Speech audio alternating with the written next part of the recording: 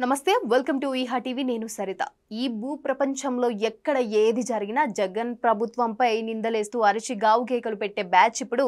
సడీ సప్పుడు లేకుండా గమ్మున ఉండిపోయింది మరి వారు అనుకున్నదొకటి అయ్యింది మాత్రం ఇంకొకటి విశాఖ పోర్టులో డ్రగ్స్ కంటైనర్ దొరికిందని తెలియగానే టీడీపీ అనుకూల మీడియా పసుపు రంగు పులుముకున్న సోషల్ మీడియా ఆంధ్రప్రదేశ్ ప్రభుత్వంపై బురద చల్లడానికి రెడీ అయింది మరి ఈ ప్రభుత్వం రాష్ట్రాన్ని డ్రగ్స్ రాజధానిగా మార్చేసింది డ్రగ్స్ స్వాధీనంలో ఆంధ్రప్రదేశ్ పోలీసులు పోర్టు అధికారులు సహకరించకపోవడంపై అధికార పార్టీ అస్తం ఉండవచ్చు మరి ఇంత భారీ స్థాయిలో డ్రగ్స్ రాష్ట్రానికి రావడం పట్ల సమగ్ర విచారణ జరగాలి ఈ మాటలన్నది మాజీ ముఖ్యమంత్రి నారా చంద్రబాబు నాయుడు ఏపీకి రాజధాని కూడా లేకుండా చేసిన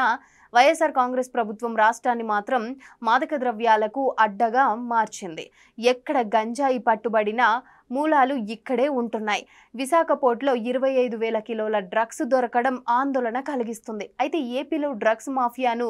కట్టడి చేయాలి ఈ మాటలు చెప్పింది జనసేన అధినేత పవన్ కళ్యాణ్ ఇన్నేసి మాటలన్నా చంద్రబాబు పవన్ కళ్యాణ్ ను ఇప్పుడు గప్చుపయ్యారు ఎందుకంటే ఆ కంటైనర్ తెలుగుదేశం పార్టీ నేతలకు చెందిందని స్మగ్లింగ్ దందా వెనుక ఉన్నది టీడీపీ నేతలేనని విచారణలో తేలడంతో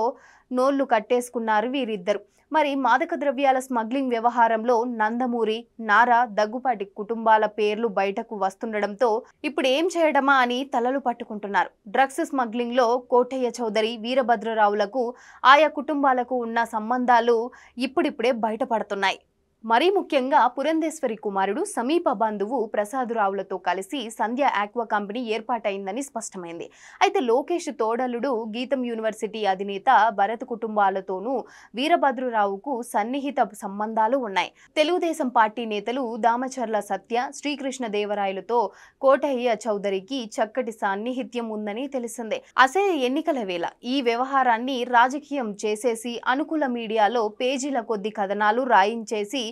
పబ్బం గడుపుకుంటున్నారు దర్యాప్తులో ఇలా తమ వారి పేర్లు బయటకు వస్తాయని ఆయన అనుకొని ఉండరు విశాఖ పోర్టులో దొరికిన 25,000 కిలోల డ్రగ్స్ తో తెలుగుదేశం పార్టీ నేతలకు నేరుగా సంబంధాలున్నాయని తెలుస్తుంది అయితే టీడీపీ నేతలు దామచర్ల సత్య శ్రీకృష్ణదేవరాయలు రాయపాటి జీవన్లతో నిందితుడు కోటయ్య చౌదరికి దగ్గరి సంబంధాలు ఉన్నాయి కాగా దామచర్ల సత్య టీడీపీ అధినేత చంద్రబాబుకు అత్యంత ఆప్తుడన్న విషయం తెలిసిందే అయితే ఈ కేసులో నారా లోకేష్ కు కూడా నేరుగా సంబంధం ఉండే అవకాశం ఉంది అయితే బీజేపీ నేత పురంధేశ్వరి కుటుంబీకులకు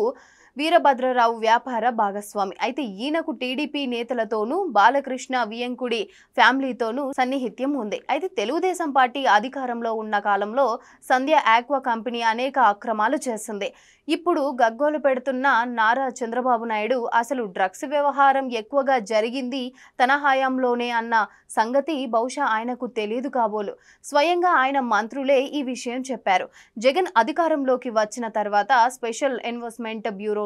ఏర్పాటు చేశారు మాదక ద్రవ్యాల స్మగ్లింగ్ పై ఉక్కుపాదం మోపారు గంజాయి సాగు ధ్వంసంలో ఆంధ్రప్రదేశ్ మొదటి స్థానంలో ఉన్నదని పార్లమెంటుకు కేంద్ర హోం మంత్రిత్వ శాఖ నివేదిక ఇచ్చిన విషయం బాబు పవన్లకు తెలియకపోవచ్చు బాబు ముఖ్యమంత్రిగా ఉన్నప్పుడు